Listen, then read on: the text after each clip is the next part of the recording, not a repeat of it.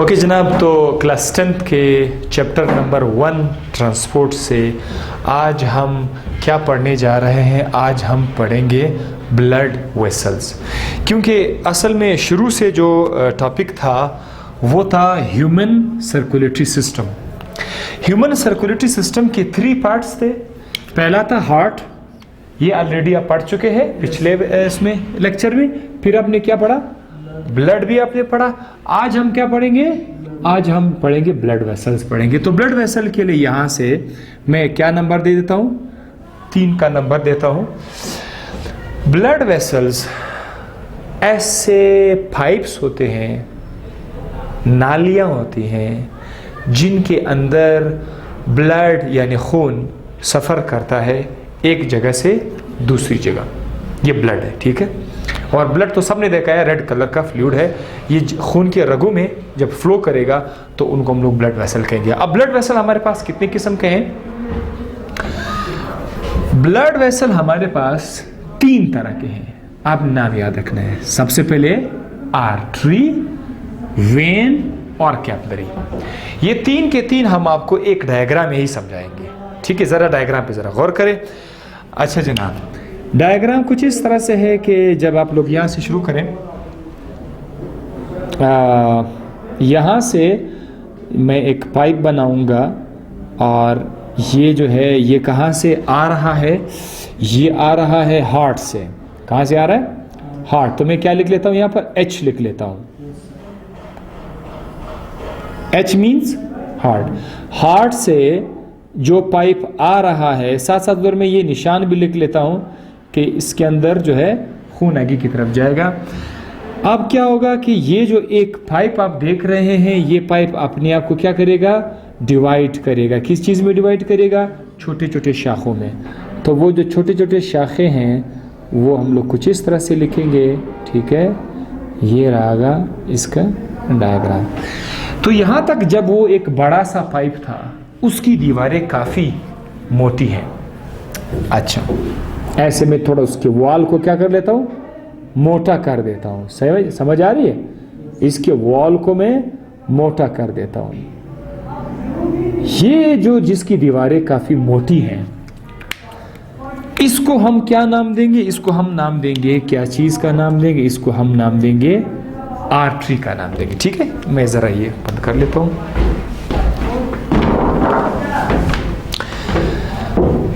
अब ये जो आर्टरी है, जब ये अपने आप को शाखों में डिवाइड करेगा तो फिर इन शाखों का नाम क्या होगा? इन शाखों का नाम होगा आर्टेरियोल्स।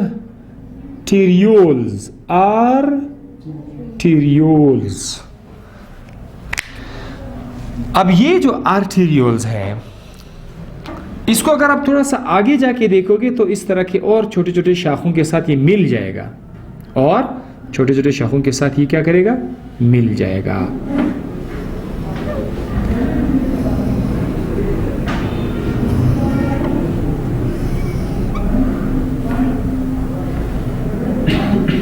और छोटे छोटे शाखों के साथ ये क्या करेगा? ये मिल जाएगा।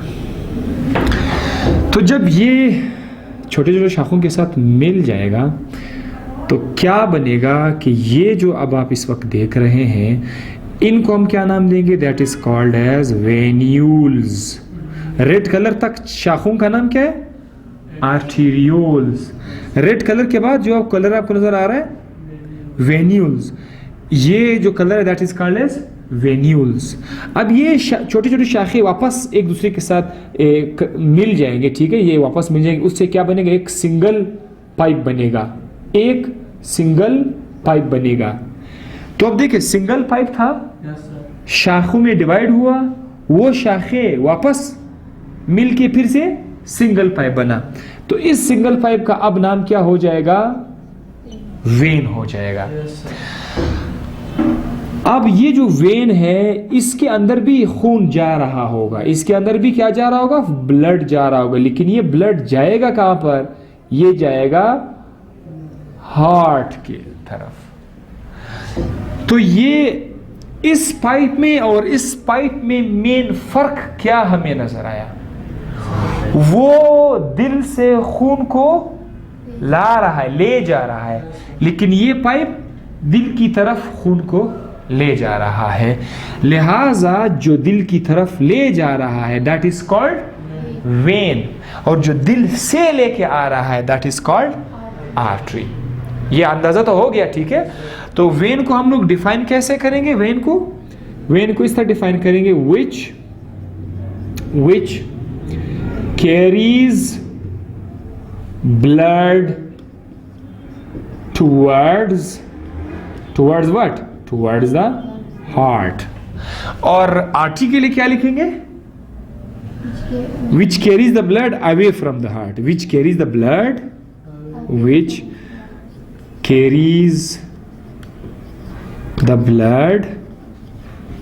away from the heart। ये हार्ट से ब्लड को आगे लेके जाता है। अब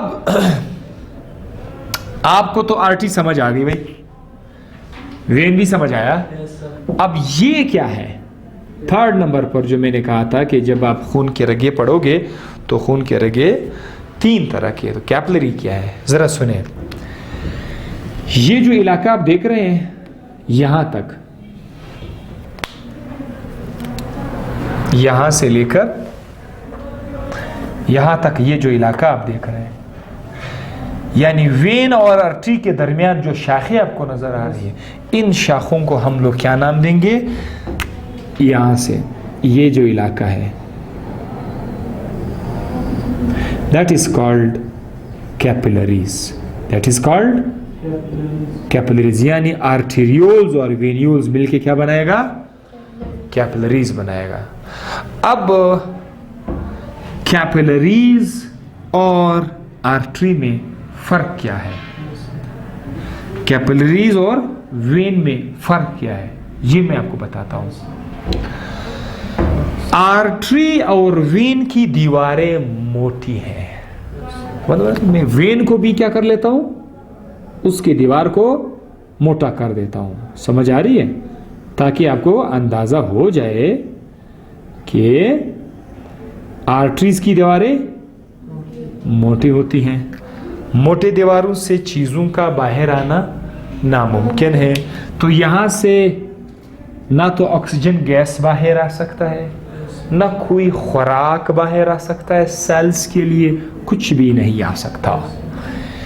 इसी तरह आर्टरी की भी दीवारें इतनी मोटे होते हैं कि यहां से भी ना ऑक्सीजन गैस बाहर आ सकता है, ना कोई खुराक, ना कोई कचरा, कुछ भी नहीं आ सकता, ये मोटे।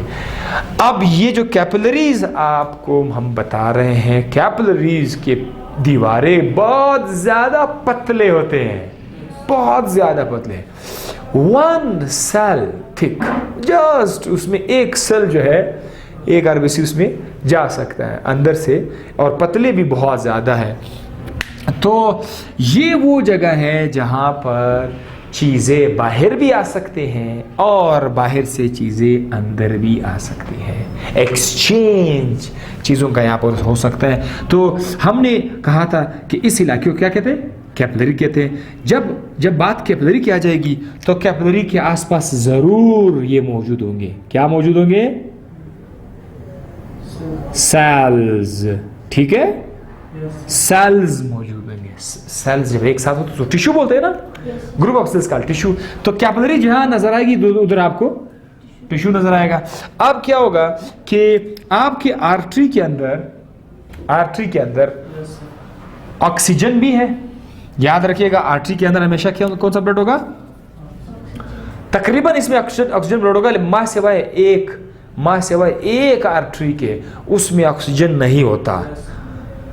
बाकी तमाम आर्टरीज में ज्यादा से ज्यादा ऑक्सीजन होता है। तो आर्टरी की बहुत सारे पहचान है, उनमें से एक ये भी है कि इसमें ऑक्सीजन होता है। तो मैं क्या करता हूं, मैं यहां और लिख लेता हूं। क्या लिख लेता हूं? ऑक्सीजन। बहुत ज्यादा ऑक्सीजन होता है आर्टरी के अंदर। यहां से ऑक्सीजन क्या करेगा? यहां से बाहर आ जाएगा ऑक्सीजन। कैपिलरी से क्या करेगा? बाहर आ जाएगा। ये जो आपकी कैपिलरीज है वहां से ऑक्सीजन क्या करेगा? बाहर आ जाएगा और ये ऑक्सीजन फिर अंदर दाखिल हो जाएगा। किस चीज़ के अंदर? सेल्स को तो चाहिए, सेल तो इंतज़ार कर रहा है कि जल्दी ऑक्सीजन मिल जाए। फिर ये ऑक्सीजन सेल के अंदर जाकर सेल को एनर्जी प्रोवाइड करेगा, यानी इस ऑक्सीजन की मदद से सेल को एनर्जी मिल जाएगी, सेल की ग्रोथ स्टार्ट हो जाएगी। तो ये बहुत लाजमी है। इसी तरह अगर सेल के अंदर कोई कचरा बना हुआ है, मतलब कार्बन डाइऑक्साइड या कुछ और कचरा है, वो कचरा यहां से बाहर आकर ब्लड के अंदर आएगा। तो सिंपल अल्फाज में इधर बहुत सारी चीजें बाहर अंदर हो जाएंगी। आप लोग सिर्फ इतना याद रखिएगा कि कैपिलरीज में एक्सचेंज हो जाएगी। एक्सचेंज यानी कुछ चीजें ब्लड से टिश्यू में चले जाएंगे और कुछ चीजें टिश्यू से ब्लड में आएंगे। This is called exchange. तो कैपिलरी के लिए हम लोग एक लफ्ज लिखेंगे, इसका काम क्या है? एक्सचेंज। एक्सचेंज में गैसेस भी हो सकते हैं, न्यूट्रिशन भी हो सकता है, खुराक की चीजें भी सब हो सकती है। तो ये हो गया आपका कैपिलरी। कैपिलरी का काम आपको समझ आ गया, ठीक है। अब मैं एक और काम भी कर देता हूं कि आर्टरी और वेन में मजीद क्या फर्क है। दो तो अपने के लिए देख लिया ना, दो। पहला क्या है? आर्टरी खून को दिल से अवे लेके जाता है, वेन खून को दिल की तरफ ले जाता है। ये एक फर्क नजर आया हमें। दूसरा हमने क्या देखा? नहीं, वेन और आर्टरी की मैं बात कर रहा हूं। आर्टरी में ऑक्सीजन होता है, देखो यहां पर क्या है? ऑक्सीजन है। जब ब्लड यहां आ जाएगा तो ऑक्सीजन तो बाहर जाएगा। तो अब वेन के अंदर ऑक्सीजन कम होता है। वैसे तो हम लोग बोलते हैं नहीं होता ना, नहीं होता है, लेकिन जब आप आगे क्लासेस में जाओगे तो आपको पता चलेगा कि वेन के अंदर ऑक्सीजन है लेकिन कम है। स्टूडेंट्स की आसानी के लिए हम लोग क्या लफ्ज इस्तेमाल करते हैं? स्टूडेंट की आसानी के लिए कि वेन के अंदर ऑक्सीजन नहीं होता, इसीलिए वेन के लिए हम लोग क्या लफ्ज यूज करते हैं? ऐसा लफ्ज बोलते हैं, डी ऑक्सीजिनेटेड। D oxygenated. अगर आप इधर कभी आई लिखते हैं तो कभी वाई लिखते हैं। डी ऑक्सीजिनेटेड ब्लड कौन लेके जाता है? वेन। जबकि आर्टरी में कौन सा ब्लड होगा? आर्टरी में हमेशा ऑक्सीजिनेटेड ब्लड होगा, ठीक है। मजीद इनमें क्या फर्क है? मजीद इनमें क्या फर्क है? आर्टरी जो है लचकदार है, क्या है? मोर इलास्टिक। आर्टरी के बारे में ये पॉइंट भी लिखूंगा, मोर इलास्टिक। इसमें लचक बहुत ज्यादा है। ये जो आपका आर्टरी है इसमें लचक बहुत ज्यादा है, बिकॉज इनके अंदर इलास्टिक टिश्यू है। लेकिन वेन के अंदर फिर लचक नहीं है। तो तीन फर्क हो गया, ठीक है, तीन फर्क हो गया। आखिर में आर्टरी के अंदर, अच्छा मैं इधर 3 लिख लेता हूं, तीसरा फर्क। चौथा फर्क क्या है आर्टरी में? चौथा जरा देखिए, 4th वन। आर्टरी के अंदर वैल्व्स नहीं है, नो वैल्व्स। क्या आपने हार्ट के अंदर वैल्व पढ़ा था ना? वैल्व क्या होता है? वैल्व ऐसे चीजों को कहते हैं जो खून को एक तरफ तो लेके जाए लेकिन वापसी में उसको इजाजत ना दे। तो आर्टरी में वैल्व नहीं होता, आर्टरी में वैल्व नहीं होता। जबकि वेन के अंदर, मैं इधर आपके लिए इधर लिख लेता हूं, वेन के अंदर फिर वैल्व्स होते हैं, वैल्व्स प्रेजेंट। ये आपने पॉइंट्स लिखा। तो कितने आ गए हमारे पास? 4 जो है डिफरेंसेस आ गए। किस किस के दरमियान? आर्टरी और वेन के दरमियान। आर्टरी खून को दिल से ले जाता है, वेन दिल की तरफ ले जाता है, नंबर 1। नंबर 2 हमने क्या पढ़ा था? आर्टरी में ऑक्सीजन वाला ब्लड है, वहां बगैर ऑक्सीजन वाला ब्लड है, ठीक है। 3rd हमने क्या पढ़ा था कि आर्टरीज बहुत ज्यादा लचकदार है, वेन में लचक नहीं है। फोर्थ में हम लोगों ने क्या कहा था कि आर्टरीज के अंदर वैल्व्स नहीं है, वेन के अंदर वैल्व्स मौजूद है। ये 4 आ गए। अब मैं लास्ट में आपको एक और चीज़ बताना चाहूँगा। लास्ट में एक खून के एक रग को अंदर से हम लोग क्या करेंगे, देखते हैं, अंदर से इसको देखते हैं। ये रहा आर्टरी। अगर हम आर्टरी को देखें तो आर्टरी के अंदर आपको 3 पर्दे नजर आएंगे। कितने पर्दे नजर आएंगे? 3 पर्दे आपको यहाँ पर नजर आएंगे। 3 पर्दे। जो सबसे ऊपर वाला पर्दा है उसको हम लोगों ने क्या नाम दिया हुआ है कि ये किस चीज से मिलकर बना हुआ है? ये है कनेक्टिव टिश्यू से बना हुआ है। किससे बना हुआ है? कनेक्टिव टिश्यू से मिलकर बना हुआ है। ठीक है, पहला पर्दा। दूसरा पर्दा जो आपके आर्टरीज में है, दूसरा पर्दा, जी जनाब, ये है आपका दूसरा पर्दा। ये दूसरा पर्दा किस चीज से मिलके बना हुआ है? ये 2 चीजों से मिलके बना हुआ है। ये मिडल लेयर है, दरमियान में। ठीक है, इसको पहले तो मैं लिख लेता हूं, this is middle layer. This is middle layer. Middle layer किससे मिलके बना हुआ है? Smooth muscle plus elastic tissue, plus elastic tissue. अच्छा जनाब, तीसरा पर्दा सबसे अंदर, इनर लेयर, उसको बोलते हैं इनर लेयर। अच्छा, मैं इधर लिख लेता हूं आपके लिए। ये देखो, ये रहा आपका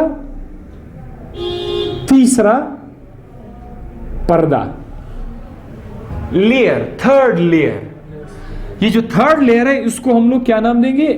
इनर लेयर। क्या बोलेंगे?